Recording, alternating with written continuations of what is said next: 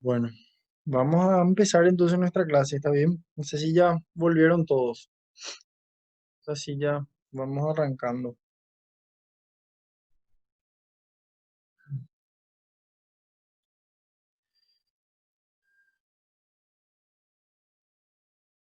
Bueno, bueno, en nuestra clase de hoy es en realidad que, como ya saben, es continuación de la clase pasada, en donde vamos a hacer un poquitito de repaso de lo que habíamos visto en la clase anterior. Es para poder adentrarnos en lo que va a ser el de hoy. Entonces, justamente tenemos que hablar ya sobre los síndromes propiamente dicho, con sus respectivas manifestaciones.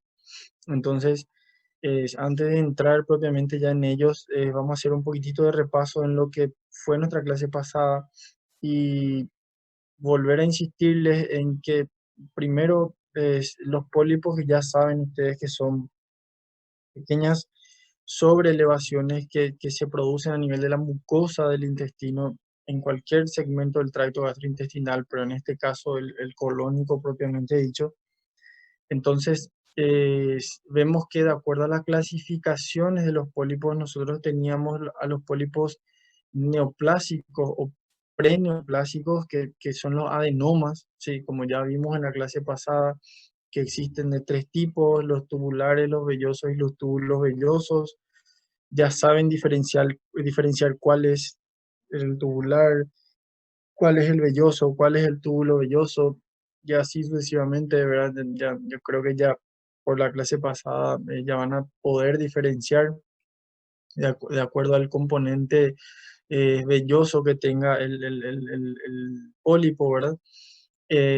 Así como también las características macroscópicas que tiene un pólipo determinado a la hora de hacer la endoscopía, ¿sí? A su vez, vimos en la clase pasada el grado de displasia o de cambio de celularidad que sufren o que van sufriendo los pólipos a medida que va pasando el tiempo. Entonces, vimos de que hay una displasia leve a una moderada, incluso una severa, que se considera como ya carcinoma in situ, la displasia severa, o carcinoma intramucoso también, ¿sí? Pero en realidad, como habíamos insistido en eso, no debe ser confundido con lo que es un cáncer invasor ya propiamente dicho, ¿sí? ¿Cuál era la diferencia entre el cáncer invasor y el carcinoma in situ o intramucoso, o también llamado displasia severa? Justamente el potencial metastásico que tiene el cáncer invasivo o invasor, ¿sí? Entonces, a partir del momento en que mi carcinoma, o el grado de displasia, penetra a nivel de la muscularis, de la mucosa, ¿sí? A nivel de la capa muscular, de la mucosa propiamente dicho. A partir de ahí ya se genera lo que sería el potencial metastásico, ¿sí? Una vez que compromete la muscularis mucosa, ya sabemos que a ese nivel tenemos, a nivel de la submucosa, tenemos ya vasos y sistema linfático que sí tienen capacidad de desarrollar metástasis. Entonces, cáncer invasor es a partir de que la muscularis mucosa esté comprometido, ¿sí? Mientras no está comprometido, el carcinoma está limitado a la mucosa, o sea, es intramucoso o prácticamente una displasia severa, que si es resecado completamente, prácticamente termina ahí, ¿sí? Entonces, a modo de repaso, eso para que sepan y no se olviden, ¿sí? Ahora, ¿cómo hacíamos el diagnóstico de este tipo de patología? Obviamente que cuanto más pequeño sea el pólipo, habíamos visto de que prácticamente era totalmente asintomático, no causaba ninguna molestia, ninguna manifestación, pero a medida que van creciendo pueden causar sangrado, rectorragia, o incluso diarreas crónicas con emisión de gleras, o en algunos casos dolores abdominales tipo cólicos, ¿verdad? Entonces, generalmente esas manifestaciones ya van relacionadas al tamaño del pólipo y generalmente a la localización también, ¿sí? Y a la cantidad por sobre todo, ¿verdad? No es lo mismo un solo pólipo pequeño qué sé yo, de medio centímetro en comparación a varios, a miles de pólipos en todo el colon, ¿sí? O sea, es totalmente distinto. ¿Cómo hacíamos el diagnóstico? A través de estudios, ya sea colon por enema, que sería con doble contraste, con el enema varitado y también con aire, pero el gol estándar sigue siendo y va a continuar siendo lo que es la colonoscopía, porque aparte de objetivar precisamente con exactitud la lesión, el tipo de lesión, de ver directamente la lesión, te permite la opción de la resección o también la toma de biopsia, ¿sí? Entonces, esos son los estudios. Ahora, cuando ya empezamos a hablar justamente de los síndromes, ¿sí? Nosotros tenemos que tener en cuenta de que existe una patología que nosotros conocemos como la poliposis adenomatosa familiar, ¿sí? ¿Por qué la poliposis adenomatosa familiar es importante o por qué adquiere una importancia? Primero, quiero que sepan que la poliposis adenomatosa familiar se abrevia con las siglas de las palabras, o sea que sería una PAF, ¿sí? O sea que el PAF es igual a poliposia adenomatosa familiar. Primero eso. Segundo, que existe una poliposis adenomatosa familiar atenuada, ¿sí? Vamos a ver enseguida el por qué. ¿Cómo se abrevia la atenuada? PAFA. ¿Sí? En vez de ser PAF, solamente se le agrega una A de la atenuada, obviamente. Entonces, las siglas serían PAFA, la abreviación de la poliposia adenomatosa familiar atenuada. ¿Está bien? Esas dos cosas tenemos que saber al comienzo. Ahora, ¿cómo se le denomina también? Ahí tienen, se le conoce como poliposis colónica familiar o una adenomatosis colónica familiar. Es lo mismo, pero mundialmente conocemos como poliposis adenomatosa familiar. ¿Cuáles son algunas características que tenemos que ver o tenemos que tener con relación a la poliposis o a la PAF? Es justamente la presencia de cientos a miles de pólipos adenomatosos a lo largo del colon y recto. Cuando nosotros habíamos visto en la clase anterior los adenomas tubulares, cuando hablábamos decíamos que pueden ser únicos, pueden ser múltiples, pero que generalmente son de uno a dos pólipos, de un tamaño relativamente que podía ir de 1 milímetro hasta 4 centímetros, en el caso de los tubulares o en los casos de los vellosos podía ir de centímetros hasta incluso hasta 15 centímetros, de 11 a 15, ¿verdad? Podía ir, ¿verdad? Pero en la poliposia adenomatosa familiar tenemos que tener en cuenta que ya no son un, uno o dos pólipos, son cientos de pólipos, ¿sí? Son varios pólipos. Entonces, hoy en día, mundialmente se reconoce que mayor o igual a 100 pólipos, 100, ¿sí? Mayor o igual a 100 pólipos a nivel del colon o del recto, ya es considerado un síndrome polipósico, ¿sí? Ahora, ¿por qué no es una poliposia adenomatosa familiar de entrada? Es hasta demostrar lo contrario, pero hasta no tener el resultado de la biopsia que yo voy a tomar de esos, no de los 100 pólipos, yo voy a tomar de los pólipos que están a nivel del recto, voy a tomar biopsia de algunos, de los más grandes o de los que a mí me parezcan sospechosos, voy a tomar del colon sigmoides, del colon descendente, así sucesivamente. Voy a mandar a anatomía patológica y la anatomía patológica, el patólogo me va a informar de que es adenomatoso. Por ende, a partir de ahí yo hago el diagnóstico de una poliposis adenomatosa familiar. ¿Está bien? A partir de ahí, bueno, creo que no hay mucho secreto todavía, ¿sí? Ahora, ¿cuál es la diferencia que quiero que tengan bien presente? Poliposis hace referencia a múltiples pólipos, ¿sí? Entonces, nunca, pero nunca mezclen las cosas, ¿sí? Un pólipo adenomatoso tubular es un pólipo, dos pólipos, tres pólipos, pueden ser 10 pólipos, pueden, pero menos de 50 pólipos, ¿sí? De menos de 20 a 50 pólipos. Cuando yo tengo mayor a 50 o hasta 50 pólipos, mejor dicho, hasta 50 pólipos, ahí hablo de una poliposis adenomatosa familiar atenuada, ¿sí? Cuando yo veo que hay menos de 50 pólipos. Cuando yo veo que hay mayor a 50, perdón, a mayor a 100 pólipos, yo hablo de una poliposis adenomatosa familiar propiamente dicha, ¿está bien? Entonces, cientos a miles de pólipos. Puede haber más de 100, puede haber, y generalmente hay más de 100, ¿sí? Y es muy fácil hacer no hacer el diagnóstico, pero es muy fácil una vez que hacemos la endoscopía, es prácticamente imposible equivocarnos en el diagnóstico, ¿está bien? Es otra característica, ¿por qué el componente familiar en el nombre de la patología? ¿Por qué? Porque es de carácter hereditario, ¿sí?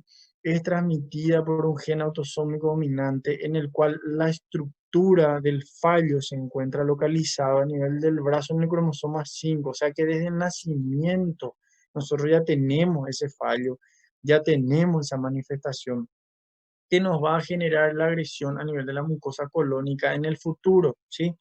Así como también ese mismo fallo o esa misma alteración genética que yo tengo a nivel del cromosoma 5, que voy a recibir de manera genética por mi familiar, ¿sí? De primer grado, no solamente me causa alteraciones a nivel de la mucosa del colon para que se formen los pólipos, también me causa alteraciones a nivel de distintas estructuras, a nivel de todo el organismo, ¿sí?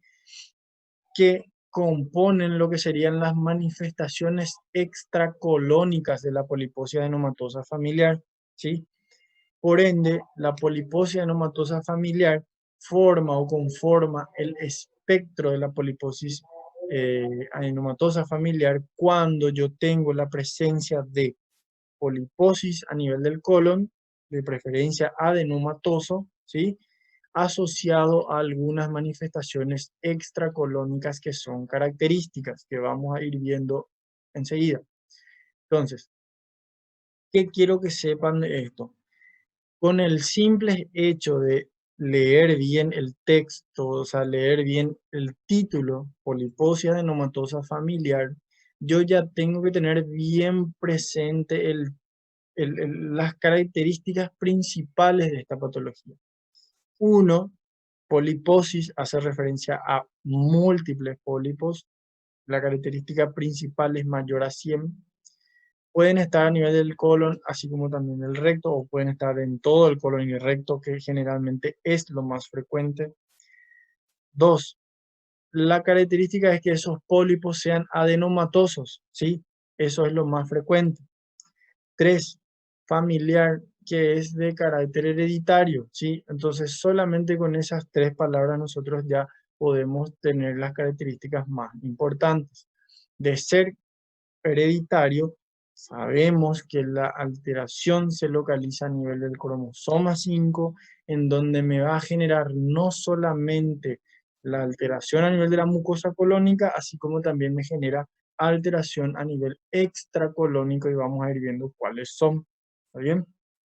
Ahora, ¿por qué yo les dije que generalmente no es muy difícil hacer el diagnóstico endoscópico de la poliposis adenomatosa familiar? ¿Por qué?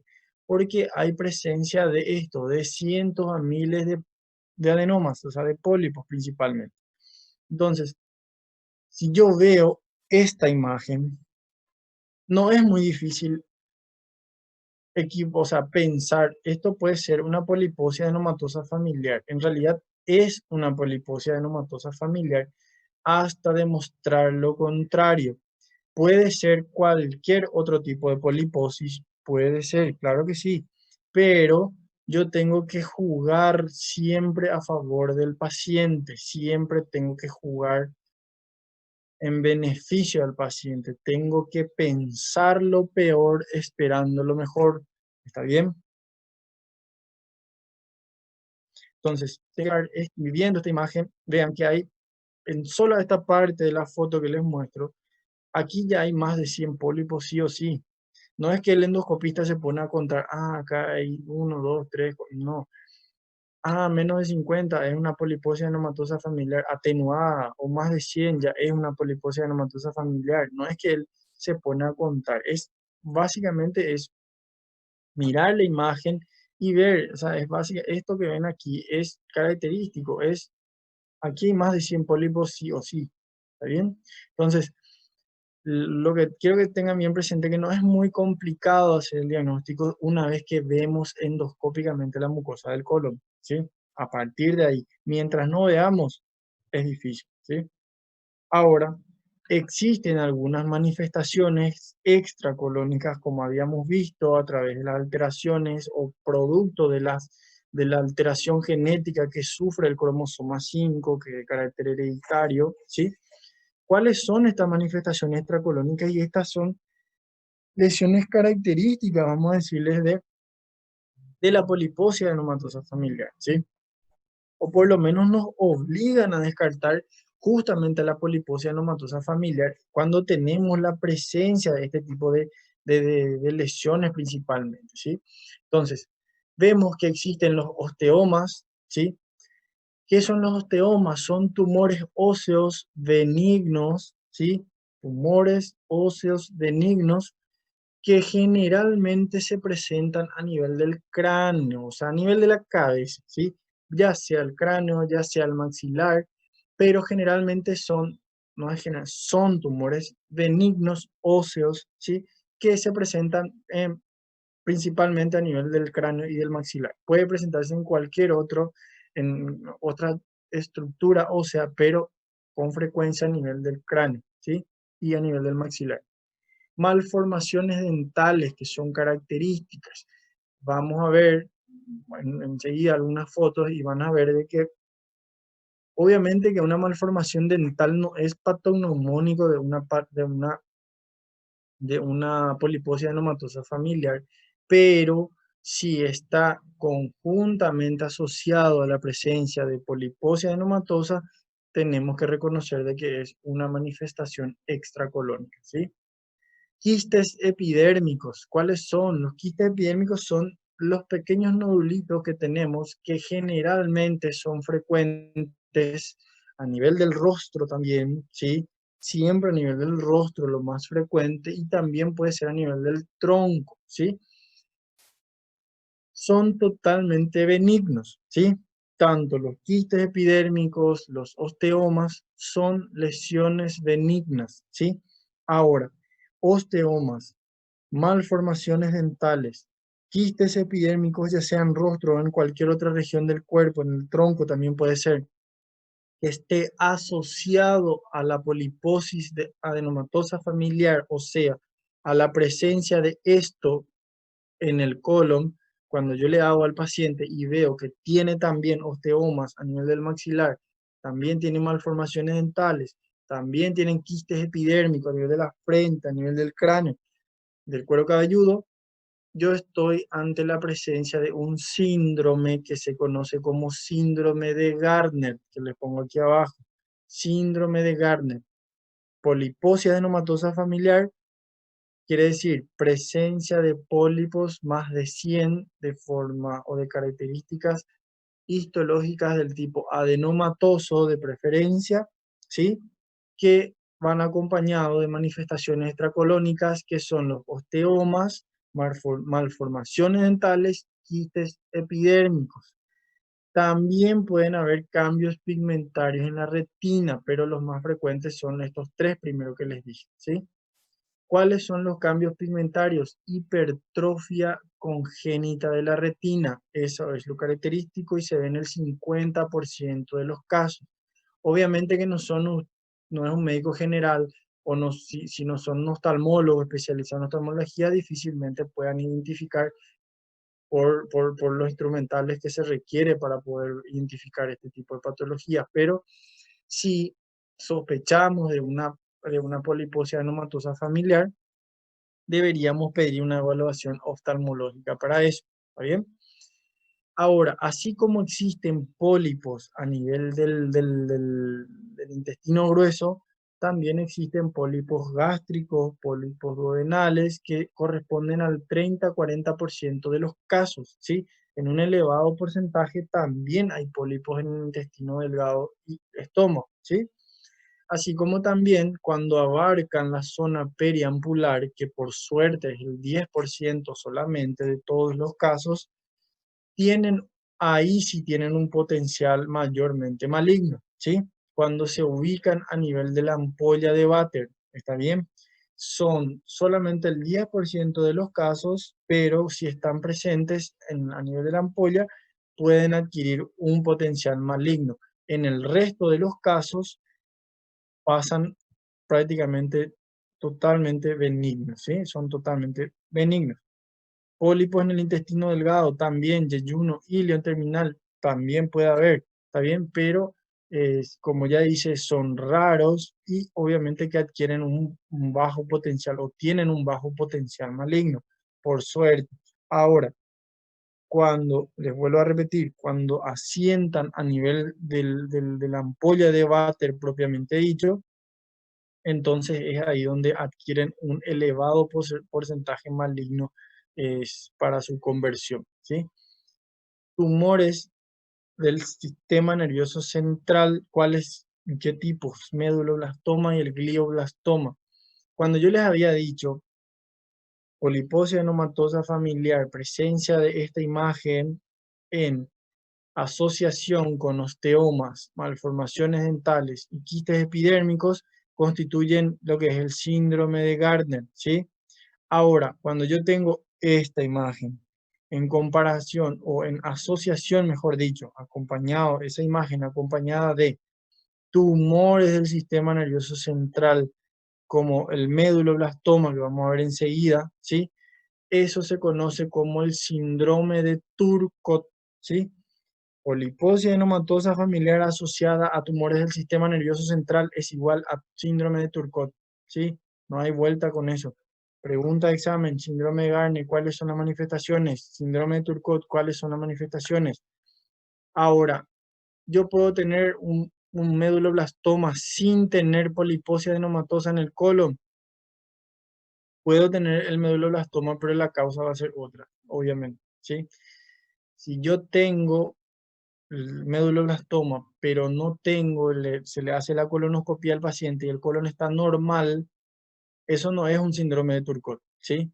Eso es un tumor primario del sistema nervioso central, ¿está bien? Entonces, la asociación de la poliposis en el colon más el méduloblastoma quiere decir que es un síndrome de Turcot, o sea, es una manifestación extracolónica de la poliposis adenomatosa familiar, ¿está bien?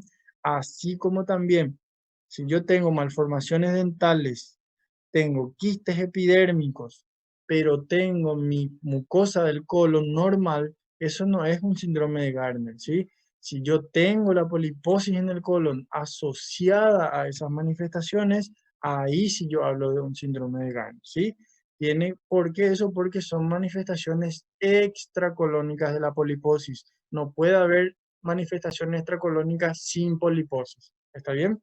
Entonces, para que tengan bien presente eso. Tumores desmoides. ¿Qué son los tumores desmoides? Son crecimientos, ¿cómo le voy a decir? Proliferaciones hipertróficas a nivel de, o sea, en realidad que pueden estar asentados tanto por fuera de la cavidad abdominal o incluso dentro de la cavidad abdominal, ¿sí? Entonces son proliferaciones generalmente dependiendo del tejido donde esté afectando los tumores desmoides, se pueden o se van a clasificar en intraabdominal y extraabdominal, ¿sí? Ahora, las intraabdominales adquieren una relativa importancia no porque son malignas, porque tienen un carácter totalmente benigno, son lesiones totalmente benignas. Son raras en el 10% de los casos nada más en las poliposias anomatosas, ¿sí? Son benignas, tumores benignos, ¿sí? Pero la importancia que adquieren es cuando son intraabdominales, pueden llegar a comprimir estructuras que están adyacentes a los tumores desmoides y esa compresión puede generar algunos trastornos, que vamos a ver enseguida un ejemplo, ¿está bien? Entonces, Generalmente las intraabdominales son las que adquieren esa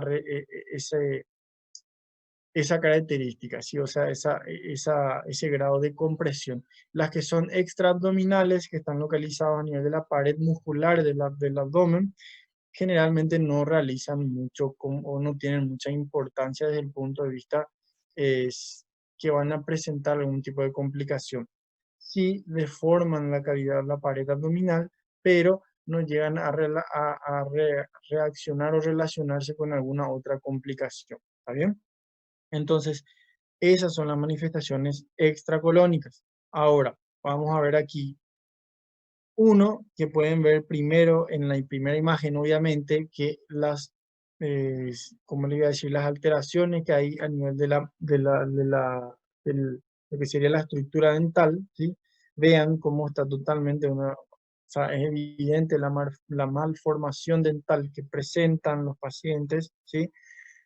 Pueden haber, como les dije, los quistes epidérmicos generalmente predominan a nivel de la mucosa, perdón, a nivel de la región epidérmica del rostro principalmente, pueden estar presentes en cualquier otra región de lo que sería el cuerpo, ¿verdad? Pero predomina a nivel del rostro, del cuero cabelludo, ¿sí?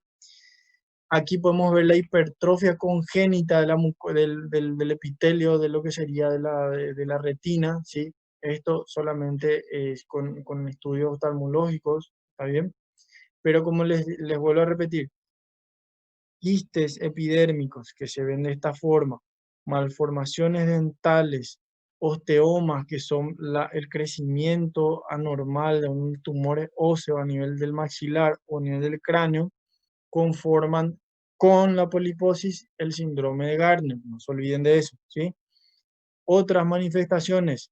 Si yo veo a un paciente con una poliposis a nivel del colon, con esa imagen que habíamos visto al comienzo, y yo veo esto en la tomografía de cráneo, que esto en teoría tendría que ser el asiento al inicio de la médula, vean cómo está totalmente distorsionado, hay un méduloblastoma, una tumoración a nivel de la médula, asociado a la poliposis se conoce como el síndrome de Turcot, ¿sí? Si mi colon está normal, no hay poliposis, esto no es síndrome de Turcot y es un tumor primario del sistema nervioso central. ¿Está bien? Siempre tiene que haber asociación de la poliposis con las manifestaciones gastrointestinales para que se considere el síndrome. ¿Está bien? No se olviden eso. Ahora, los tumores desmoides, como les dije, hay extraabdominales e intraabdominales.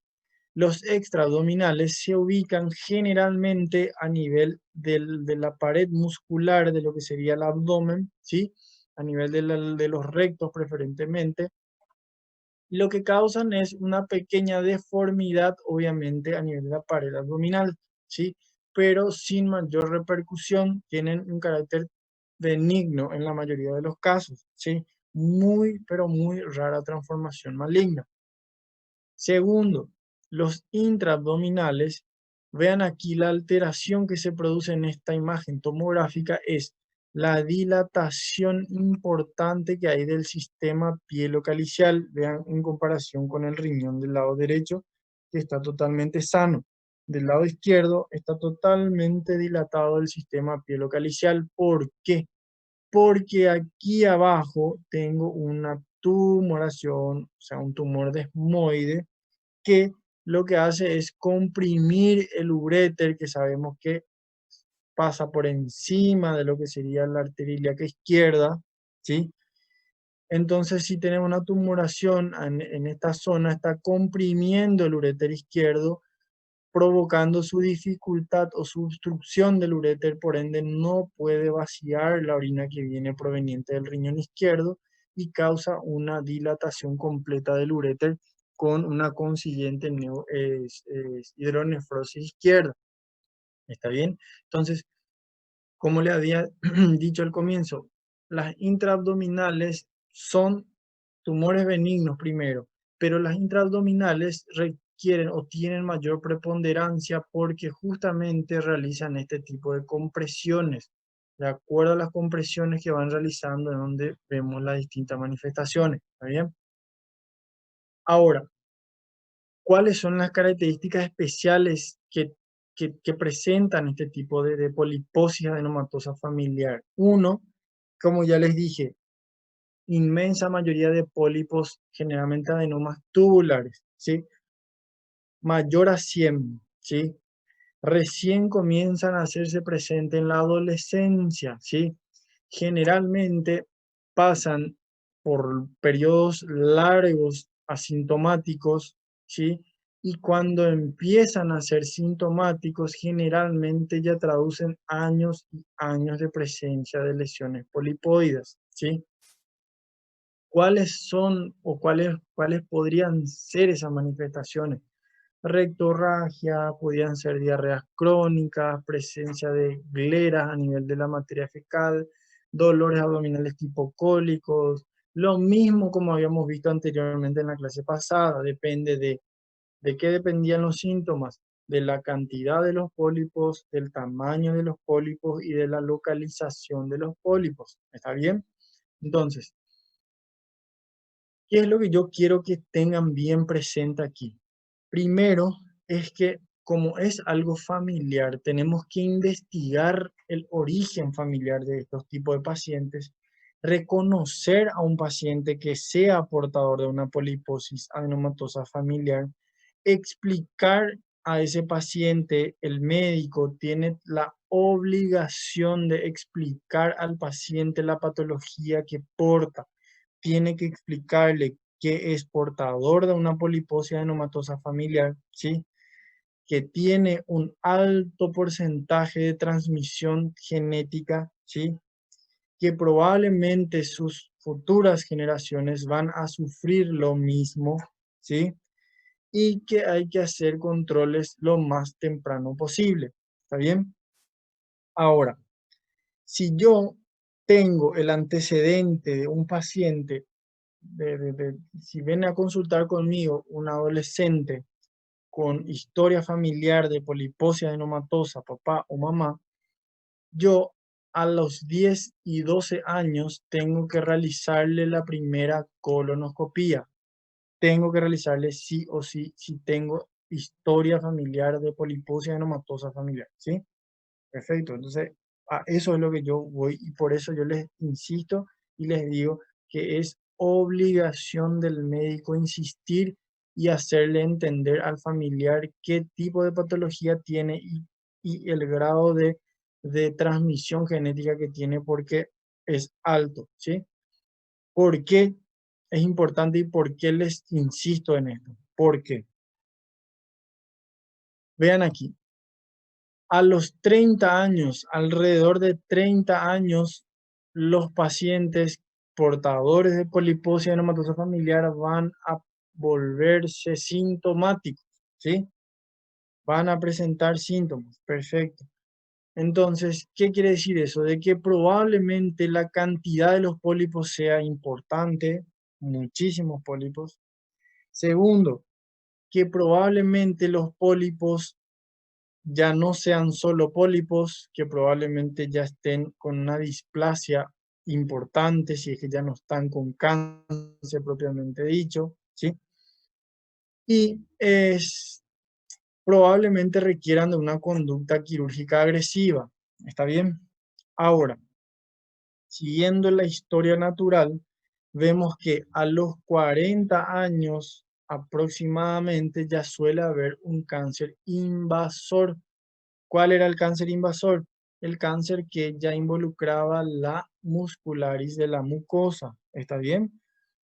Ese tipo de cáncer ya puede ser metástasis. Entonces, a los 40 años probablemente el paciente ya sea portador de un cáncer si es que no llegamos a tiempo.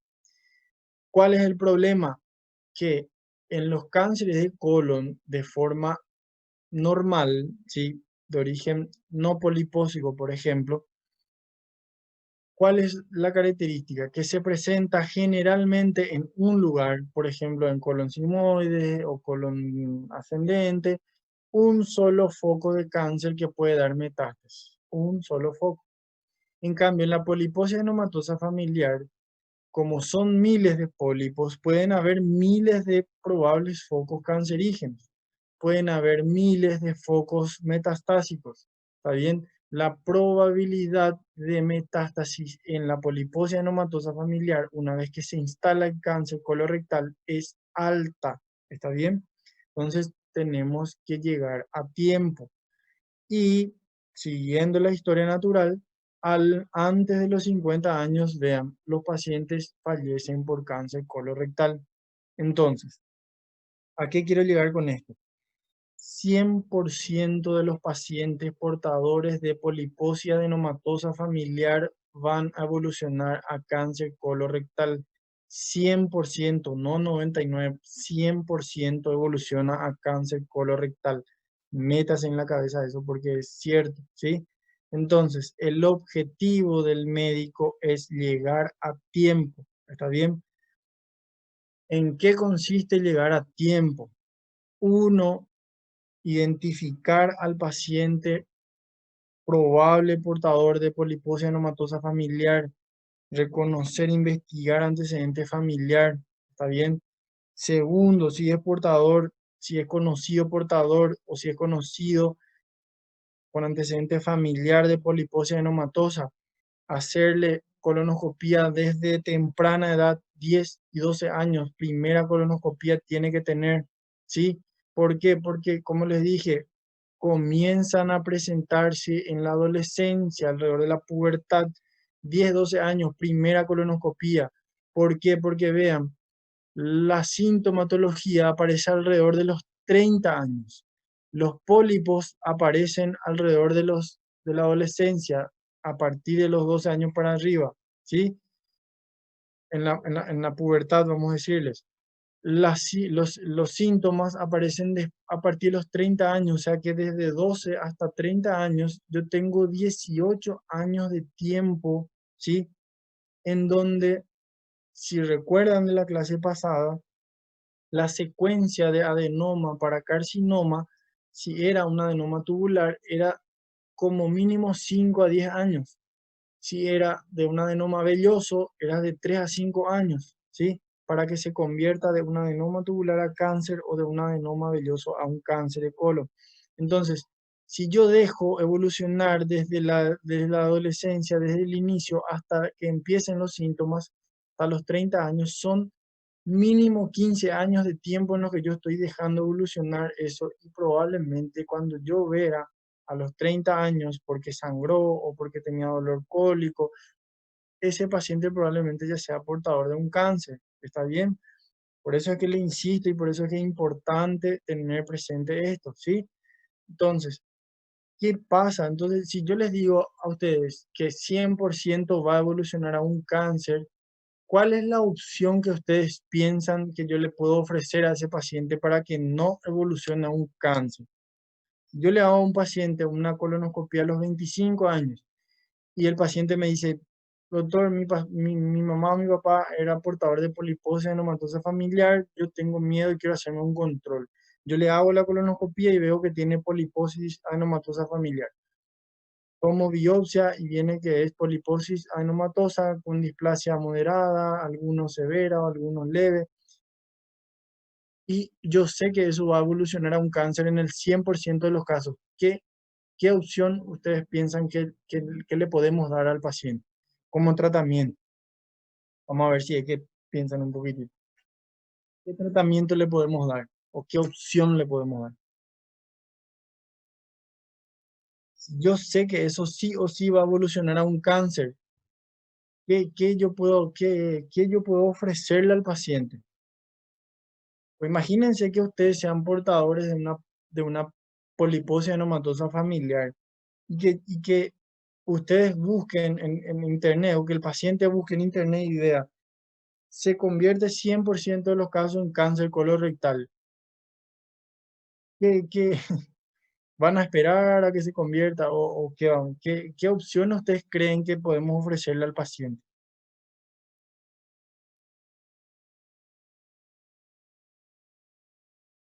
No tengan miedo de hablar, cuenten, comenten. Algum tipo de tratamento de prevenção? Exactamente. ¿Cuál es el tratamiento preventivo que podemos darle a un paciente que yo sé que va a evolucionar a un cáncer? Si yo te digo a vos, Quimioterapia. no, no, todavía, en ese caso todavía no, porque todavía no es un cáncer, es una lesión benigna que yo sé que va a evolucionar a un cáncer. Entonces, ¿cuál es la opción que yo tengo? La opción que yo tengo es sacar el segmento que está afecto, ¿sí? Sacar. Doctor, tiene que sacar y hacer una radio, ¿verdad? Ra- Radio, bueno, excelente lo de sacar. La radioterapia todavía no, porque todavía no está instalado el cáncer, ¿sí? Pero lo de sacar Pero sí. tiene célula, ¿verdad? Pero se va a Sí. sacar, no va a quedar célula ahí. No tiene que No, hacer la, sí, la radio para poder matarse. perfecto está tu deducción. Ahora, ¿dónde está la pegallina, vamos a decir? En donde yo le hice la colonoscopia, ¿sí? Como el panorama que yo les pinto a ustedes es lo siguiente: un paciente que hacemos el diagnóstico familiar, no todavía del cáncer, ¿sí? Todavía no estamos hablando del cáncer, de poliposis adenomatosa familiar, lesión todavía benigna que si no sacamos va a llegar al cáncer. Perfecto. Entonces, si yo le saco, ¿qué quiere decir sacar? La poliposis adenomatosa familiar abarca desde lo que sería el ciego hasta el canal anal, ¿sí? El ano, 2 a 3 centímetros por encima, 3 a 4 en realidad, por encima del ano, empieza lo que sería el recto inferior, y desde ese recto inferior hasta el ciego, recto, colon sigmoides, ascendente, descendente, transverso, lo que sea, todo eso es territorio para poliposis adenomatosa familiar. Entonces, todo ese territorio nosotros tenemos que sacar. Imagínense el tamaño de la cirugía que hay que hacerle a este tipo de pacientes, ¿sí? Entonces, ¿cuál es la prevención? Resección, hay que sacar, ¿está bien? Entonces, si yo veo a un paciente que tiene o es portador de poliposis adenomatosa familiar, yo le tengo que plantear cirugía. ¿Cuál es la cirugía? Procto, se llama procto, o cuando hablamos del término procto, hace referencia al recto, ¿sí? Entonces, proctocolectomía total, se saca todo el recto, se saca todo el colon y se hace una unión del intestino delgado al ano, ¿sí? Entonces, ese paciente ya no va a tener ni colon ni recto, ¿está bien? Uno, eso. Ahora, respondiendo a tu pregunta, el por qué no se hace radio ni por qué no se hace quimio, porque todavía no es un cáncer. Ahora cambia, si yo le saco a ese paciente todo su recto y todo su colon, ¿qué es lo que yo voy a hacer? Voy a mandar a sí mismo ese intestino, voy a mandar a dónde? Al patólogo para que evalúe. Bueno, tiene que cada- hacer la biopsia, ¿verdad? Excelente. Va a hacer la biopsia y va a mirar todo el segmento de que yo saqué. Y el patólogo me va a informar y me va a decir, ¿hay cáncer? No hay cáncer. Si hay cáncer, invadió la muscularis de la mucosa del colon, es un cáncer invasivo, puede hacer metástasis. Si es cáncer invasivo, ¿qué quiere decir? De que puede haber células, como vos decís, que por más que yo ya saqué el colon, como tiene capacidad metastásica, puede ser que ya se haya ido al hígado, puede ser que ya se haya ido al pulmón, y en ese caso yo tengo que hacerle quimioterapia, no radioterapia, quimioterapia, ¿sí?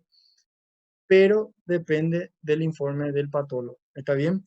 Lo que ustedes le tienen que informar al paciente es que si no se saca, va a evolucionar a un cáncer de colon en el 100% de los casos, ¿sí? Por eso es que es muy importante hacer el diagnóstico, y en los casos en que hacemos el diagnóstico familiar, hay que explicarle al paciente 1000 veces, no una vez, 1000 veces, hacerle entender de la patología que tiene y hacerle entender de que sus futuras generaciones tienen un altísimo porcentaje de volver a tener poliposis adenomatosa también. ¿Está bien? Entonces, si tienen alguna duda, yo creo que me pregunten, quiero que este tema, yo creo que ustedes sepan porque hay que evitar, hay que tratar de llegar. Yo insisto en estas cosas, yo no solamente insisto con ustedes que son alumnos, yo insisto con mis pacientes, insisto con los internos, con los médicos residentes en el hospital, con los que yo hablo, porque son enfermedades que son totalmente curables, ¿sí? Si llegamos a tiempo, se puede evitar una muerte totalmente, ¿sí? Entonces, Doutor, eu tenho uma dúvida. sí, Sua opinião como doutor, ¿verdad? Vos sí. aconselha, se tiene um anciano, se descubre esse, ¿verdad? Pero yo como médico no y el operar. ¿Cómo vos me explica eso, verdad? No entendí. ¿Cómo? Se yo tengo un paciente anciano, ¿verdad? Y se descubre Sí, todo eso, ¿vos sí, aconseja la operar o la tratar? Como no tiene, porque va a tener dos riscos, ¿verdad? claro. Mira, primero que es casi imposible encontrar un paciente anciano vivo con poliposia enematosa familiar. Sí, es imposible. Yo te juro que yo he visto 3 pacientes eh, que murieron antes de los 40 años por metástasis generalizada, por cáncer colorectal, por poliposia enematosa familiar. Los que llegaron a tiempo se trataron y hoy en día están vivos. Los que no llegaron a tiempo murieron. A los 3 que yo conozco que llegaron relativamente tarde, murieron antes de los 40 años. ¿Sí? Ahora, Bueno, difícil encontrar un anciano. Segundo, si yo encuentro, vamos a suponer de que llega por algo emotivo, se manifestó muy tardíamente y llegó a los 60, 70 años con una poliposis y un cáncer, por ejemplo, y yo le ofrezco tratamiento al paciente, le digo, ¿sabe? Le explico, señor, usted se tiene que operar sí o sí porque eso va y el paciente no quiere, yo no puedo hacer nada, ¿verdad? Ustedes como médicos tienen la obligación de informar, pero de ahí que el paciente quiera o no quiera, eso ya infelizmente depende del paciente. Lo único que nosotros podemos hacer es constar, escribir, documentarnos de todas las formas posibles que se le explicó al paciente la gravedad de la situación y que el paciente se rehúsa al tratamiento quirúrgico. ¿Está bien? Eso es lo que podemos hacer. ¿Está bien? Prof, Sí, o senhor pode repetir novamente o nome do tratamento preventivo, que o senhor falou acho que é o nome ah, da cirurgia, né? Proto, alguma sí. coisa, o senhor falou. Proctocolectomía total. Proctocolectomía total. En realidad, como les dije, Graças, la, prof. la proctocolectomía total es sacar todo el recto, el colon, saca todo lo que es intestino grueso, todo. Se queda solamente el canal anal, ¿sí? Y se une el intestino delgado, el ileón terminal, al canal anal, ¿sí? Entonces, imagínense la cirugía enorme que es y devastadora que es, ¿sí? Ahora, Prof, e daí tem algum cuidado especial? Porque essa pessoa vai absorver muito menos os nutrientes que os exacto, outros pacientes, né? exacto, justamente eso iba también a decir. ¿Qué pasa si hay pacientes, por ejemplo, que desde pequeñitos ya desarrollan? Aquí, esto que yo les pongo acá es la evolución natural de una enfermedad, ¿sí? Esto que ustedes están viendo aquí es lo que está escrito en la literatura, ¿sí? No quiere decir de que esto es lo frecuente, que sí o sí es así, que se manifiesta en la adolescencia, que no. Yo he visto casos en los que los pacientes, niños, 3 5 años, vienen a las consultas con pedidos de colonoscopía. ¿Por qué? Porque tienen antecedentes de diarrea, que el pediatra ya le pidió estudio de materia fecal, no crece ningún parásito, ya le dio tratamiento para parásitos, ya le dio, ¿cómo le voy a decir? Remedios para aumentar la hemoglobina porque vienen con anemia, por productos de microsangrados, a nivel de los pólipos. O sea, son pacientes 3 a 5 años, les digo. Vienen con los pedidos, le hacemos la colonoscopia a esos pacientitos y a los 5 años ya hacemos el diagnóstico de poliposis anomatosa familiar. Imagínense operarle a un paciente una protocolectomía total a un paciente de 5 años. No se opera. ¿Por qué? Justamente por eso que vos decís.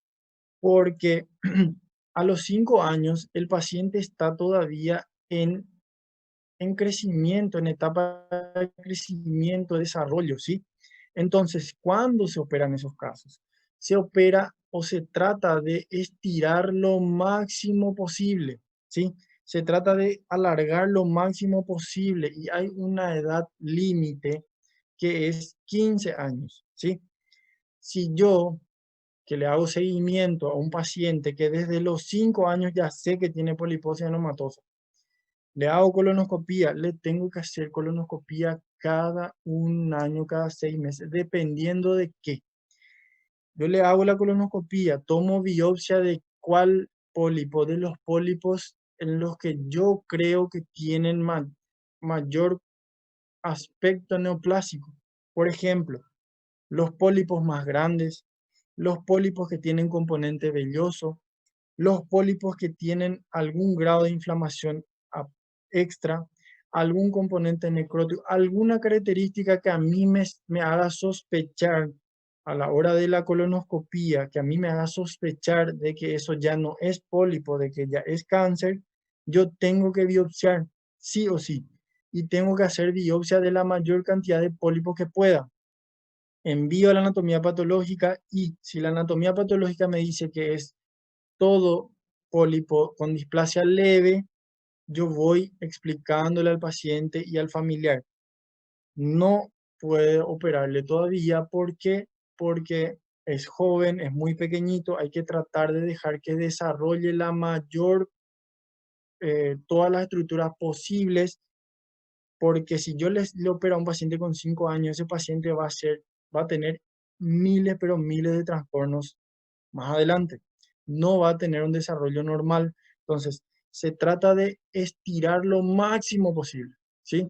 Entonces, a partir de los 15 años, donde ya están desarrollados los caracteres sexuales primarios, secundarios, donde ya están desarrollados aparentemente, prácticamente ya están todo establecido, los sistemas óseos, el aparato muscular, donde ya tengo un cierto ropaje a nivel estructural, físicamente hablando, y todos los sistemas y órganos ya están bien desarrollados, ahí yo le brindo cirugía, ¿sí? Pero si a los 8 años mi patólogo me dice, ya hay cáncer a nivel del colon sigmoides, no puedo yo esperar hasta los 15, ¿sí? Tengo que operarle antes. Yo no puedo esperar que madure porque a los 15 años probablemente el paciente ya va a estar muerto por metástasis, ¿sí? Entonces, cambian y cambian la estructura. Cuanto más temprano sea la aparición de la poliposis, es de peor pronóstico para el paciente. ¿Está bien? Cuanto más tardío sea, mejor para el paciente. Ahora, ¿qué pasa cuando yo le saco todo el colon y el recto con la protocolectomía? El paciente se queda con una unión del ilion con el ano. Claro, no va a tener absorción a nivel del colon derecho, de agua, de sodio, no va a tener formación de materia fecal. El paciente va a demorar aproximadamente 1 a 2 meses, o incluso 3 o 4 algunos, ¿sí? En los que se medican con medicaciones que son antidiarreicas, como por ejemplo la loperamida, el resecadotilo, que son medicaciones que lo que hacen es ayudan a absorber la mayor cantidad de líquidos y sustancias posibles. Son lo que consumimos cuando tenemos diarrea, ¿sí? Medicamentos antidiarreicos. Entonces, los pacientes consumen eso y lo que hacen es, uno, enlentecer el tránsito intestinal delgado, del intestino delgado. Segundo, mayor absorción de líquidos y de solutos, principalmente para tratar de suplir esa función que hacía el colon.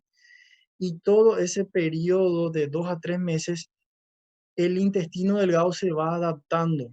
Y aunque ustedes no crean, el paciente, después de los 2 a 3 meses, el intestino delgado se adapta a la mucosa como si fuese una mucosa colónica, se adapta y absorbe mayor cantidad de líquido. Obviamente que nunca va a ser 100% normal como la del colon. Nunca el paciente va a formar materia fecal, nunca, ¿verdad? Pero se adapta, ¿sí? De inicialmente el paciente irse de cuerpo como si fuese una tornera abierta, tener, ser líquido, líquido, líquido todo el día, va a ir cada vez siendo más pastoso, cada vez más pastoso. El paciente va a tener que cambiar su hábito alimentario a una dieta totalmente astringente, la menor cantidad de, de alimentos que lo que nosotros damos, fibra, por ejemplo, el paciente va a tener que evitar verduras. Nosotros damos muchos legumes, generalmente son verduras verdes que ayudan a la digestión y ayudan a ir de cuerpo. Pacientes sin colon no pueden comer, está bien, ese tipo de comidas porque no van a tener una buena digestión y probablemente les cause un aumento de la característica líquida del líquido intestinal. Entonces, una serie de cambios desde nutrición, desde medicación, como son los antidiarreicos, pero como yo siempre digo, el cuerpo humano es impresionante la capacidad que tiene de adaptación. Y después de 2 a 3 meses, el paciente está sin antidiarreicos, está con una dieta que sí ya va a llevar para toda la vida, pero no es que va a dejar de comer, come relativamente normal, ¿sí? Y los pacientes llevan una vida buena, con un porcentaje de sobrevida normal como cualquier otra persona que no tenga ninguna patología. Entonces, la evolución es muy favorable en esos casos, ¿está bien? Pero siempre que se llegue a tiempo, ¿sí? Y respondiendo a tu pregunta, como te decía, lo ideal es justamente por todos esos trastornos de la absorción de nutrientes y todo eso, hay que tratar de estirar lo máximo posible si es que encontramos a un paciente menos de 15 años. Si pasando los 15 años se puede operar. Antes de los 15 años, lo ideal es tratar de no operar para que desarrolle todo su componente físico, sexual y todo lo demás para evitarle problemas mayores, ¿verdad? Pero si ya me informa un cáncer, no importa la edad, ¿sí? A partir de ahí ya, por eso primero es la vida y después se soluciona el resto, ¿verdad? No sé si Prof, tiene- e se pedir algum laboratório, se hace biópsia, se tirou el cólon, se pedir laboratório para os indicadores tumorales para ver se houve metástases? Claro, claro. Mira, primero quiero que sepan que los marcadores tumorales no ayudan para saber o para, ¿cómo le voy a decir? Para la estadificación del cáncer no ayuda, ¿sí? El marcador tumoral sirve para el seguimiento del paciente, ¿sí? ¿Qué quiere decir eso? Yo le pido el marcador tumoral a un paciente ahora y yo no le pido con el objetivo de saber si el cáncer hizo o no hizo metástasis, por ejemplo, ¿sí? Yo le pido con el objetivo de que si está elevado mi marcador tumoral, yo le opero al paciente, le repito el marcador tumoral después de la cirugía y después de la cirugía, si yo saqué todo el tumor, el marcador tumoral tiene que normalizarse, ¿sí? Ahora, ¿por qué es importante el marcador tumoral? Si yo le pido ahora y está elevado, le opero al paciente, Le repito, después de 24 a 48 horas, si yo saqué todo el tumor, va a estar normal. Si yo después de 3 meses, porque ese es el control que tengo que hacer en un paciente con cáncer, 3 a 6 meses otra vez, 3 meses, viene, le pido otro marcador tumoral y me viene otra vez alto, siendo que ya estaba normal después de la cirugía. ¿Qué quiere decir eso? De que probablemente se volvió a formar cáncer, ¿sí? O en ese caso, si yo saqué todo el colon ya, probablemente ya dio metástasis a otro lado, ¿sí? Entonces, me sirve para el seguimiento del paciente, no para el preoperatorio, ¿sí? ¿Por qué? Porque si me viene, imagínense un paciente, yo veo, tiene poliposis, le tomo la biopsia y me dice que ya es un cáncer, y yo le pido el marcador tumoral y está normal. ¿Me van a decir que no es un cáncer? No, el marcador tumoral puede estar normal con un cáncer de 1 metro, como puede estar aumentadísimo en un paciente con un carcinoma in situ pequeñito, ¿sí? Entonces, es muy relativo. Por eso le digo, el marcador sirve para seguimiento, no para estadificación previa del cáncer, ¿sí? Entonces, para eso me sirve el marcador tumoral. Ahora, si yo le hago la colonoscopia o diagnostico a un paciente con poliposis, yo lo que tengo que descartar es que el paciente tenga cáncer, ¿sí? Eso es ese es el objetivo que tenemos que tener como médicos, ¿sí? Descartar que tenga cáncer. ¿Cómo yo descarto? Haciendo la colonoscopia, viendo directamente a la característica de los pólipos que me parezcan sospechosos, ¿sí? Tomando biopsia de esos pólipos y mandando anatomía patológica. El patólogo es el que me va a decir, ¿ya es un cáncer? Si es cáncer, ¿es invasivo o no? ¿Qué quiere decir si es invasivo? Que ya llegó a la muscular y mucosae. Si el patólogo me dice, hay una lesión cancerígena con potencial invasivo, quiere decir que ya llegó a la muscular y mucosae. Entonces ahí yo tengo que saber de que ese paciente pudo haber ya hecho metástasis. ¿Y qué yo tengo que hacer ahí? Tomografía al paciente. ¿Tomografía de qué? De tórax, abdomen y pelvis, o incluso resonancia de pelvis si mi cáncer está a nivel del recto, ¿está bien? Entonces tengo que pedir los estudios, la tomografía con contraste para saber si ya hizo metástasis. ¿Dónde? Principalmente hígado y pulmón, ¿está bien? Entonces, esas son las cosas que tenemos que tener. ¿Está bien? No sé si respondí lo que preguntaste o si hay alguna duda. Sí, profe, gracias. ¿Sí? Bueno, entonces, cuando nosotros, antes de terminar esto, cuando nosotros pasamos a lo que sería, cuando vemos a un paciente con poliposia enomatosa familiar, no es que solamente yo tengo que preocuparme por el cáncer de colon o de recto, ¿sí? Como les dije y como ya saben ustedes, existen manifestaciones extracolónicas, ¿sí? Gracias a Dios, las manifestaciones extracolónicas son benignas, ¿sí? Tienen un bajísimo porcentaje maligno. El que mayor porcentaje maligno tiene es los pólipos a nivel de la ampolla de Vater, ¿sí? Los ubicados en región periampular. Entonces, si yo tengo a un paciente con poliposis, yo no tengo solamente que concentrarme en el colon. ¿Por qué? Porque ustedes saben que manifestaciones extracolónicas, ¿cuáles son?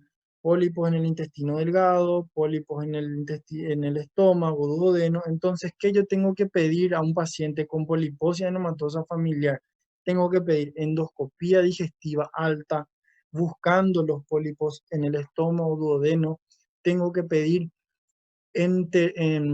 una radiografía contrastada del intestino delgado, buscando pólipos en el intestino delgado, ¿sí? Tengo que pedir tomografía de cráneo, buscando ¿qué? Buscando el síndrome de Turcot, buscando tumores del sistema nervioso central, meduloblastoma, glioblastoma. Eso hace parte de la rutina de control de un paciente con poliposia enematosa familiar, no solamente colonoscopia y biopsia de los pólipos para saber si es o no es cáncer. ¿Está bien? Entonces, ¿entienden todo lo que todo lo que engloba a un paciente con poliposia eneumatosa familiar.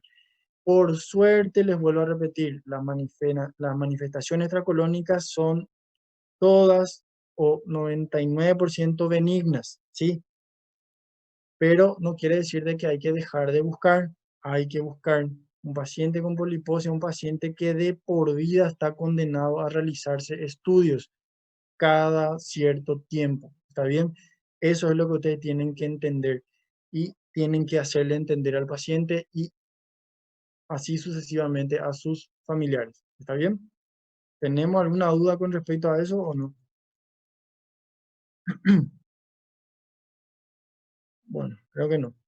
Entonces, ¿cómo hacemos el diagnóstico? Ya saben, síntomas más frecuentes, rectorragia, diarrea en etapas más avanzadas. Esa es la desventaja, que aparecen en etapas avanzadas, ¿sí? Ahora, me van a preguntar a ustedes, ¿cómo yo puedo hacer el diagnóstico de una poliposia eneumatosa familiar en un paciente que no sabe si su familiar tenía poliposia o no, que no tuvo síntomas de sangrado, de diarrea, de dolor abdominal tipo cólico y tiene ya 30, 40 años? No sabe, nunca tuvo un síntoma, nunca tuvo. ¿Cómo yo puedo hacer? Infelizmente, si no tiene síntomas, si no tiene antecedente, es prácticamente imposible hacer el diagnóstico, ¿sí? Pero eso no quiere decir de que ustedes no van a investigar. Tienen que investigar siempre. Así como cuando ustedes hagan historias clínicas, hay una parte, el año que viene, cuando empiecen a dar historias clínicas, van a ver que hay una parte que se dice que se investiga antecedentes patológicos personales y antecedentes patológicos familiares. Hay que preguntarle antecedentes de personales, si tiene antecedente, si es diabético, si tiene presión alta, si tiene alergia, si tiene antecedente, qué antecedente tiene, si tiene antecedente de alguna patología previa, sangrado, tratamiento por alguna cirugía, por alguna enfermedad previa. Todo tenemos que constar en ese segmento de la historia clínica. Antecedente patológico familiar de primer y segundo grado tiene que estar constado en la historia clínica. Abuelo, abuela, de parte paterna, de parte materna, papá, mamá, todas las patologías probables tienen que estar constadas en la historia clínica y hay que investigar. ¿Está bien? Entonces, uno es eso. Ahora, si yo realizo el diagnóstico o generalmente en los pacientes que no conocen de la historia de sus familiares y llegan por diarrea o por sangrado, lo más probable es que sus pacientes ya tengan cáncer, ¿sí? Es casi 100% seguro que ya tienen cáncer, ¿sí? Entonces, por eso es que es muy importante de que una vez que se identifica un paciente con poliposis, no sé, hay que, si es posible, tatuarle acá en la frente poliposia eneumatosa familiar, ¿sí? Porque para que el médico más adelante sepa que hay que hacerle entender al familiar de que tiene que explicar a sus hijos y a sus futuras generaciones de que es genético y que hay un porcentaje altísimo de transferencia, ¿sí? Entonces, eso es lo más importante. Prof, Rectosigmoidoscopia. e se descobriu o paciente já tem 40 anos? Provável que já esteja complicado. Recomenda, se já tem o filho, já trazer o filho também, então, para fazer uma Exactamente, colonoscopia e ver se já tem também. exactamente. Como les digo, paciente o con antecedente familiar. Vamos a suponer que viene el padre o la madre a consultar a los 35, 40 años con un hijo ya de 8, 10, 8 años. Le hacemos la colonoscopia al paciente ya con cáncer de colon, el papá o la mamá. Vemos que poliposia eneumatosa. Bueno, le explicamos que se tiene que operar, bla, bla, bla, bla. Le explicamos que es familiar. Preguntamos si tiene hijo, hija, cuántos años tiene, si tiene síntomas la criatura. Si no tiene síntomas, esperamos hasta los 10, 12 años, ¿sí? Que es la regla, lo normal, ¿sí? Si no tiene síntomas, ningún síntoma el paciente, ni diarrea, ni sangrado, ni pérdida de peso, ni siquiera tuvo ningún tipo de síntoma en ningún momento. La criatura, ¿sí? se hace entre los 10 a 12 años. ¿Está bien? Ahora, si el paciente tuvo, el hijo del paciente tuvo algún síntoma, por más pequeño que sea, se limpió con el papel higiénico y hay una manchita de sangre cuando tuvo 3 años, colonoscopía, ¿sí? No duden un segundo. Colonoscopía de entrada a esa criatura, ¿sí? Cuanto más temprano mejor. ¿Está bien? Ahora, si nunca tuvo síntomas, podemos esperar hasta entre los 10 a 12 años. Como les dije, no va a haber todavía gran cambio, ¿sí? Y tratar de estirar lo máximo posible hasta los 15 si es que esa criatura también ya sufre de la poliposis, ¿sí? ¿Cuáles son los estudios que podemos hacer? Colon por enema, que es esto. Ahora, la desventaja del colon por enema, que es que me va a mostrar la presencia de pólipos, así como me muestra aquí en la radiografía, pero yo no sé qué tipo de pólipo es, si hasta dónde penetró el pólipo, no sé. Estudio gold estándar, colonoscopía. Rectosigmoidoscopía sirve para ver el recto y colon sigmoide, está ahí. Colonoscopía, yo tengo que evaluar toda la mucosa del colon, hasta el ciego, ¿está bien? Entonces, colonoscopía es el estudio gold estándar de la mucosa, tomar biopsia, ¿sí? Y es obviamente que desde el punto médico legal también tengo esta foto, ya me documento también, ¿verdad? Entonces, colonoscopía del gold estándar, ¿sí? No sé si tienen alguna duda antes de pasar. Ay, perdón. Si tienen alguna duda, entonces me dicen y así aclaramos, ¿sí? Yo quiero, tanto desde el punto de vista profesor-alumno, esto es, como les dije, lo más triste de esto es que es, es una lesión que es, o sea, una enfermedad que es totalmente curable siempre que se llegue a tiempo, ¿sí? Eso es lo más triste, que si llegaba 5 o 10 años antes, se hubiese hecho el diagnóstico, ¿verdad? Y se hubiese curado o salvado a ese paciente, ¿verdad? Pero infelizmente el primer caso en la familia termina mal, pero eso no que sus generaciones terminen mal. Si sus generaciones terminan mal es porque el médico que le trató fue el que falló, porque no explicó bien al paciente, no explicó a los familiares, no hizo constancia de la enfermedad, ¿sí? Entonces, si en una misma familia 2 generaciones mueren por cáncer de colon por culpa de una poliposis anematosa familiar, es indirectamente por una mala información del médico, ¿sí? Esa es la verdad, no hay mucha vuelta que dar con eso, ¿sí?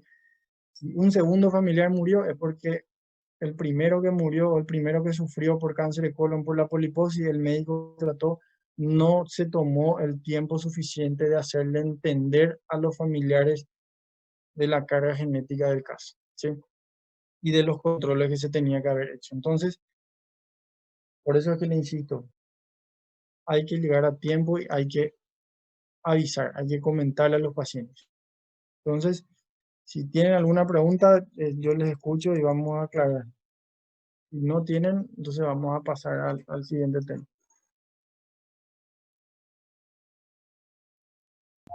Tranquilo, prof.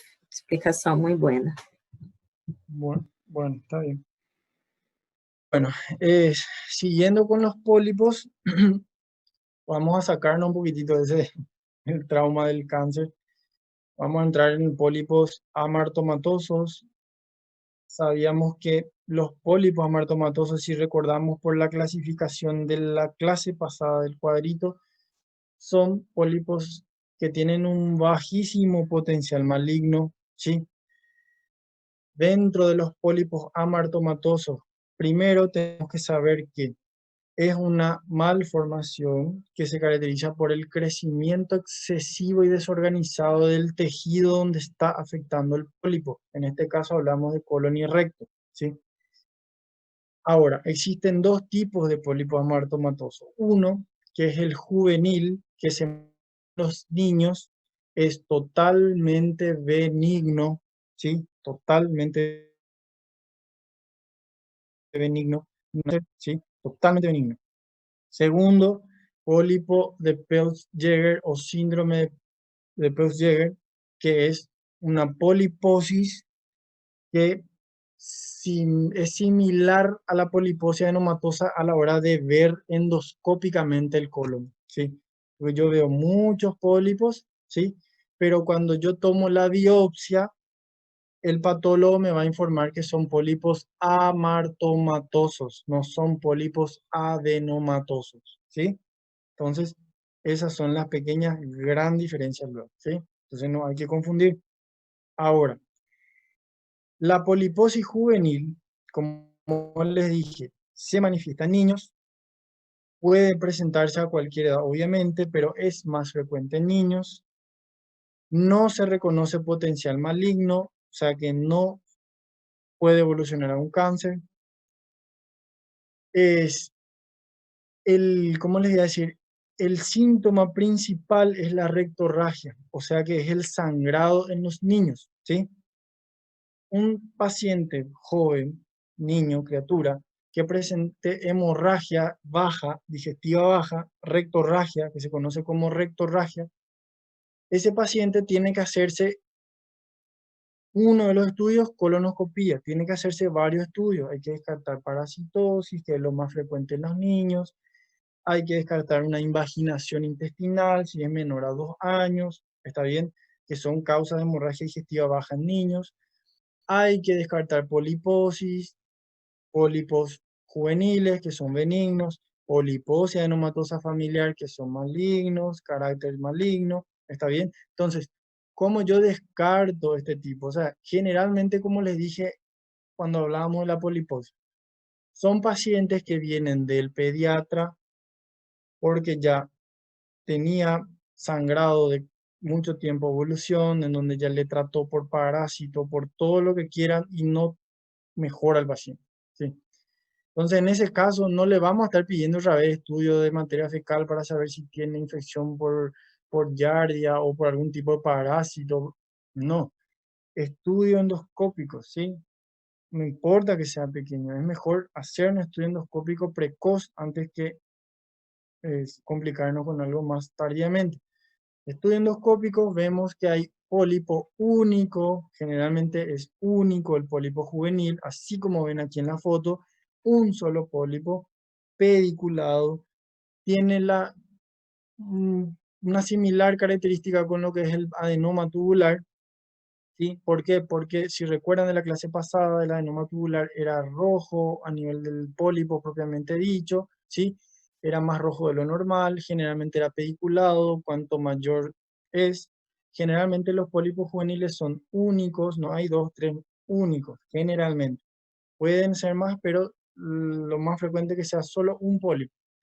De un tamaño relativamente importante, hablamos de 1 centímetro para arriba, ¿sí? Pediculados, ¿sí?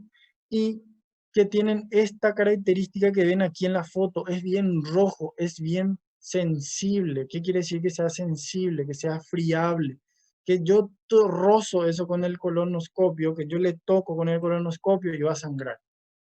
Entonces, por eso es que los pacientes, los pequeñitos, causan hemorragia digestiva baja, porque la materia fecal, al estar en mínimo contacto con el pólipo, ya le hace sangrar y causa hemorragia digestiva, que generalmente es importante, ¿sí? Y es aquella sangre roja, roja, como si fuese que se acaban de cortar la piel, ¿sí? Entonces, en estos casos, pólipo juvenil es pólipo único, como les dije, no tiene potencial maligno alguno. Su principal síntoma es la rectorragia, la proctorragia, que es lo mismo. Y si se saca eso, así como ven aquí, como en la imagen, eso se saca de forma endoscópica y termina el problema, ¿sí? Ahora, ¿cuál es lo importante más? Una vez que dentro del pólipo juvenil se describe una variedad que es la poliposis juvenil familiar, ¿sí?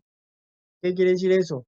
Que si yo tengo un hijo de 5 años en donde se le diagnosticó un pólipo juvenil, hay una cierta carga familiar y yo tengo que saber de que mi otro hijo o su hermanito o su hermanita o lo que sea, también puede tener pólipo juvenil siempre que tenga síntomas, ¿sí? Si no tiene síntomas, tranquilo, ¿verdad? O sea, no hace falta hacerle colonoscopia, lo que sea. Si, lo único que tengo que saber es que controlarle al otro hijo, al otro hermano, lo que sea, en busca de algún sangradito oculto, lo que sea, para poder hacerle el diagnóstico también, porque hay un cierto componente familiar. Es muy raro, pero también es, es posible. Lo más frecuente es que solamente sea un niño y nada más, o sea, que no se transmita de forma hereditaria, ¿sí? Ahora pero igual hay que controlar al hermanito o al hijo del hijo, o sea, al nieto sería, ¿sí? Entonces es muy importante eso. Ahora, el pólipo juvenil era un pólipo de tipo amartomatoso. Segundo pólipo, poliposis de Pels-Jäger. Componente maligno en este caso, 8 a 10% de los pacientes con poliposis de Pels-Jäger pueden desarrollar cáncer. 8 a 10%. Es bajísimo el porcentaje, ¿sí? Pero hay que tener en cuenta que puede convertirse en cáncer, pero si vamos a comparar con la poliposis anematosa familiar, que es 100%, este es solamente 8 al 10%, ¿sí? Entonces, tenemos relativamente más, un poquitito más de tranquilidad con este síndrome.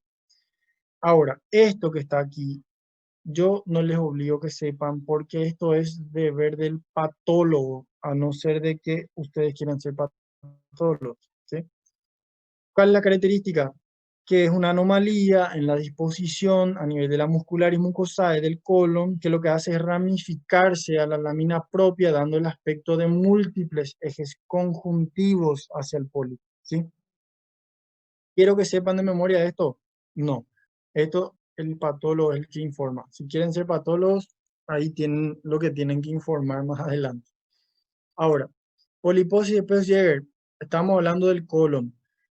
El colon no es el lugar más frecuente de la poliposis de Pels-Jäger. No, es en el 1/3 de los casos aparece en el colon. Los pólipos en Pels-Jäger se localizan en el estómago e intestino delgado. ¿Qué quiere decir eso? Que si yo veo que yo tengo una poliposis de Pels-Jäger en el colon, lo más probable es que si yo le hago una endoscopia alta al paciente, también voy a tener pólipos en el intestino delgado y estómago, ¿está bien? Y duodeno por ahí. Entonces, lo más frecuente es que sea intestino delgado, estómago y 1/3 de los casos a nivel del colon, ¿sí? 8 a 10% de porcentaje maligno, de malignizarse, ¿sí? Entonces es una patología que es netamente más benigna, ¿sí? Entonces no hay mucho drama con esto.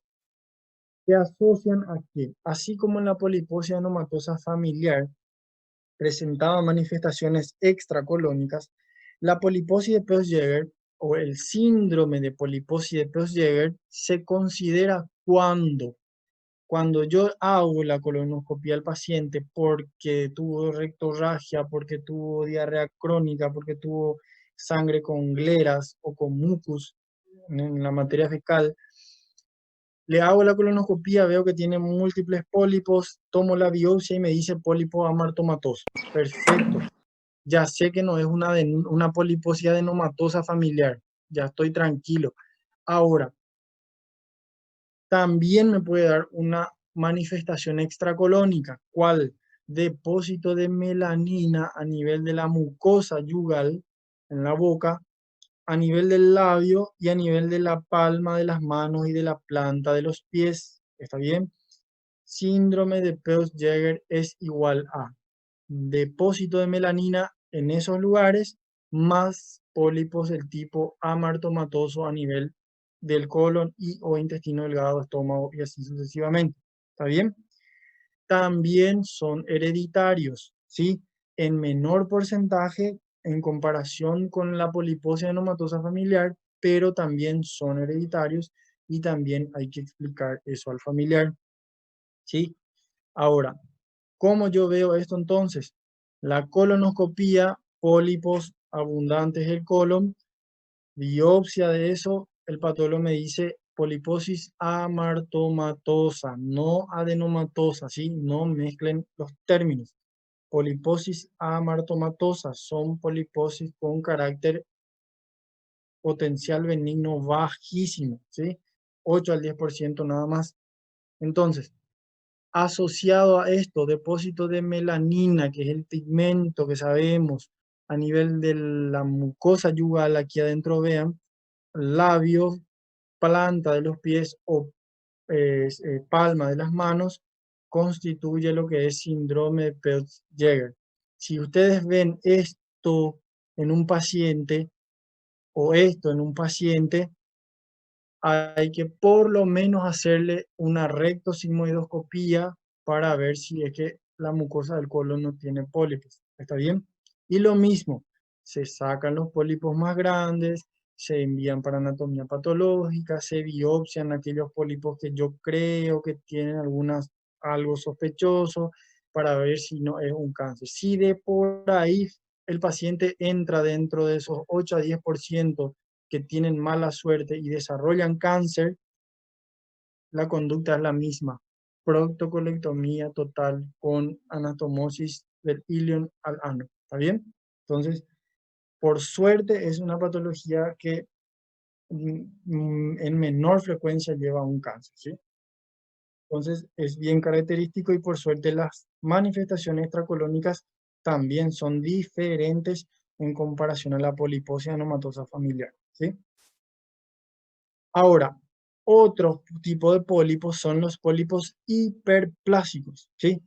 Pólipos hiperplásicos es igual a tranquilidad, ¿sí? ¿Por qué?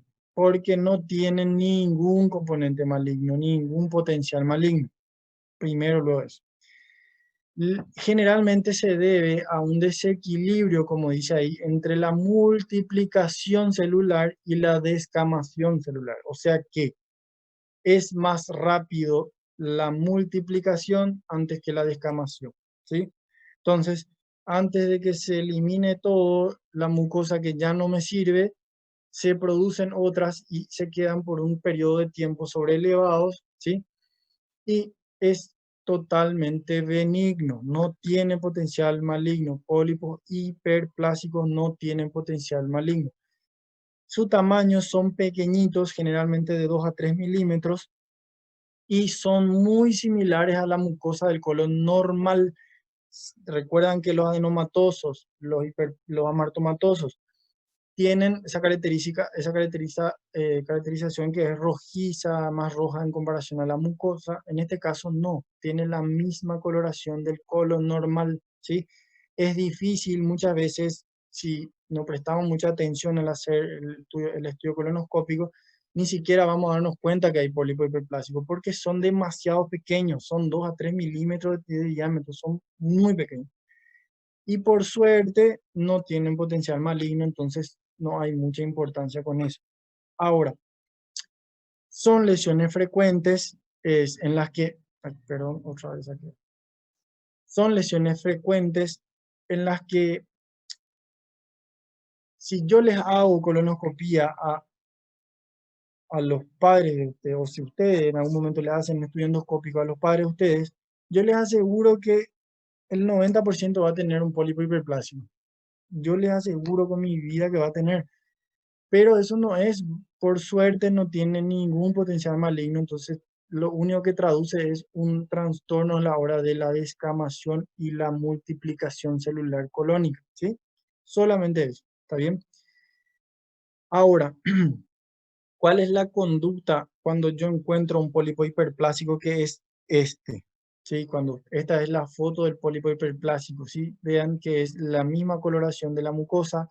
Esta foto que ustedes ven está ampliada. Cuando ustedes vean eso en una colonoscopia normal, son lesiones mínimas, pequeñísimas, ¿sí?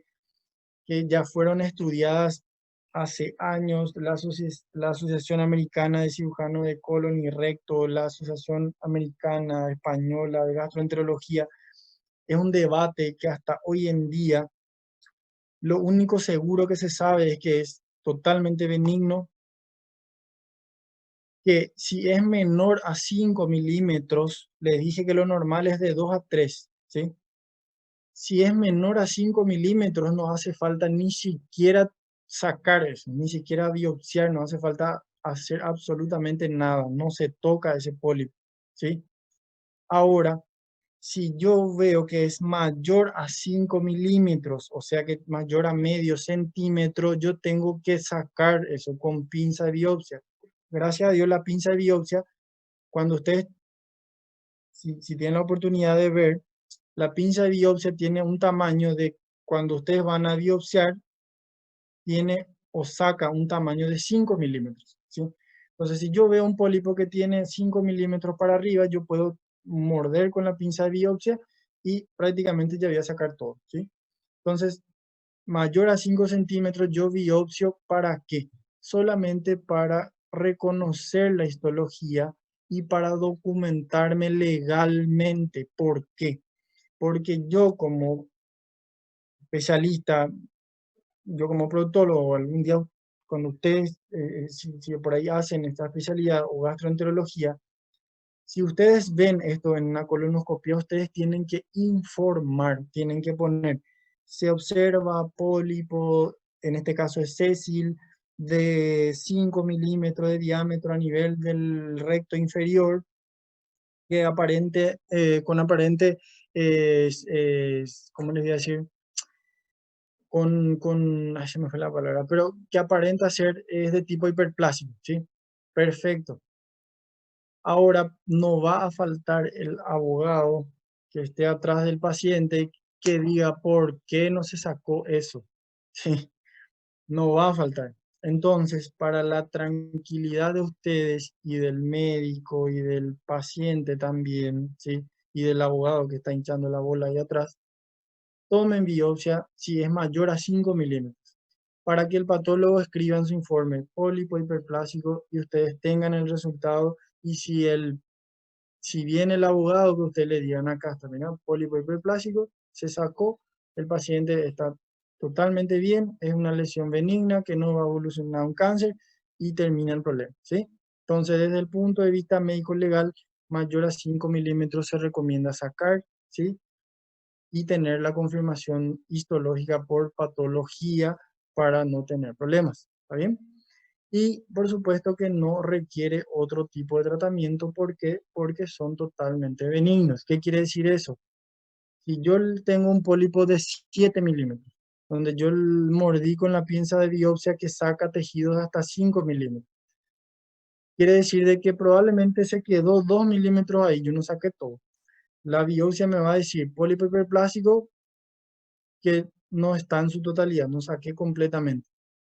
Margen comprometido. ¿Hace falta volver a hacerle colonoscopía? ¿O hace falta volver o decirle, señor, tenés que operarte? No, no hace falta, ¿sí? Porque es una lesión totalmente benigna, ¿está bien? Entonces, eso tienen que saber bien. ¿Estamos? Esta es la imagen como les dije. No sé si tienen alguna duda. Si tienen alguna duda, interrúmpanme y vamos a aclarar, ¿sí? Y los pólipos inflamatorios son los últimos, ¿sí? La clasificación era neoplásicos, adenomatosos, amartomatosos, hiperplásicos y por último los inflamatorios, ¿sí? Los inflamatorios entran dentro de un grupo que son especiales. ¿Por qué? Porque dentro de lo inflamatorio existen dos tipos. Uno, los pólipos linfoides benignos, que son nada más y nada menos que, nosotros tenemos folículos linfoides a nivel de la mucosa del todo el tracto gastrointestinal, ¿sí? Entonces, lo que pasa en el pólipo linfoide benigno es que hay una hipertrofia de de los folículos linfoides, ¿sí? Nada más que eso. Eso es totalmente benigno. Hay una hipertrofia de los folículos linfoides.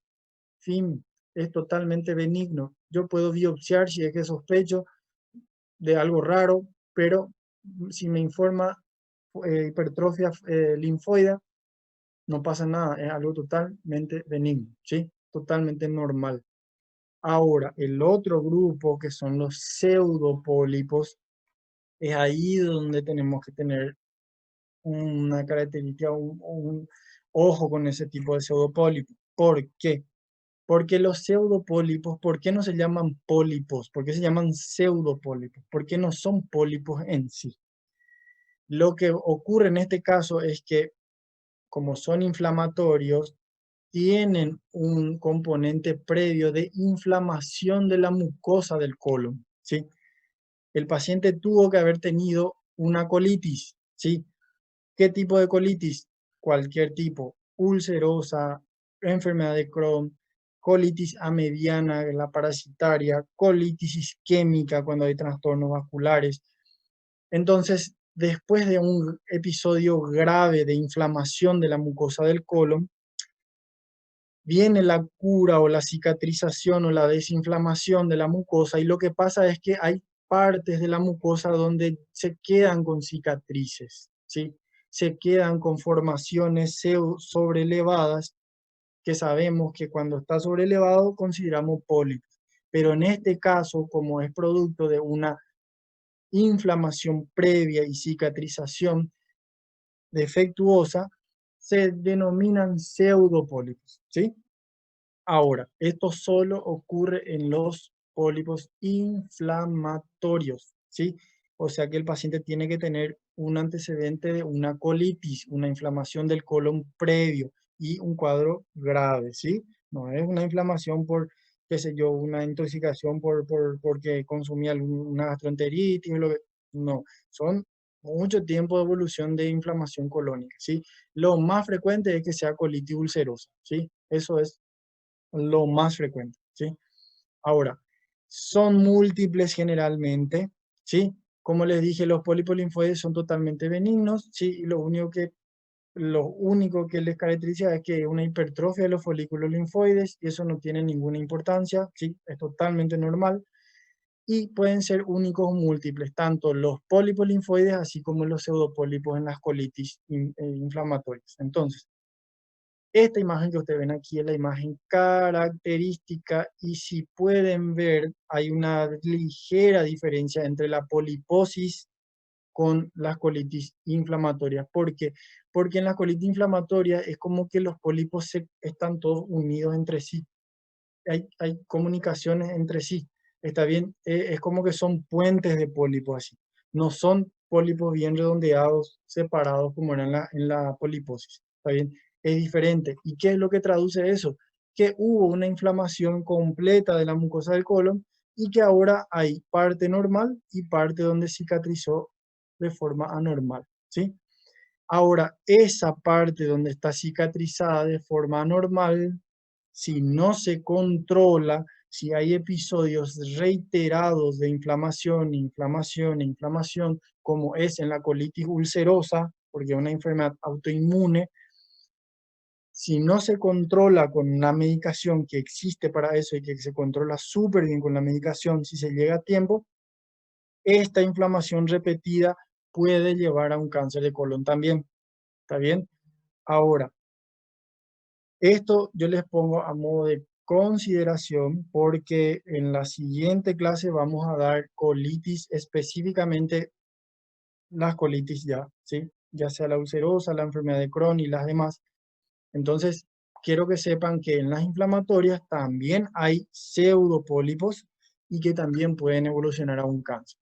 Ahora, esto es tema ya de la siguiente clase, que lo que les pongo ahora es para que sepan que, porque también existen pólipos inflamatorios, ¿sí?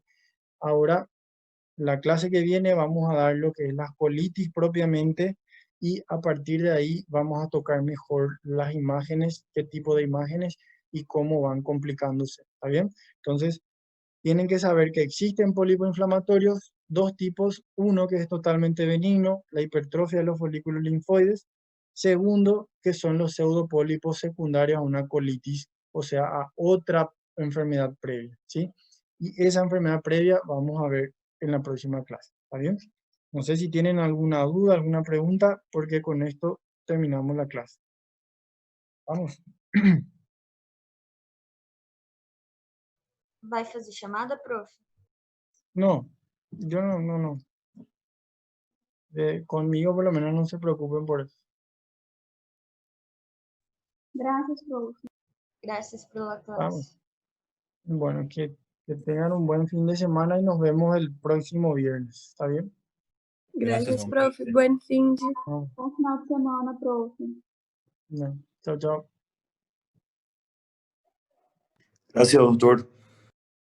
Dale, dale, no es nada. Suerte. Prof. Doutor.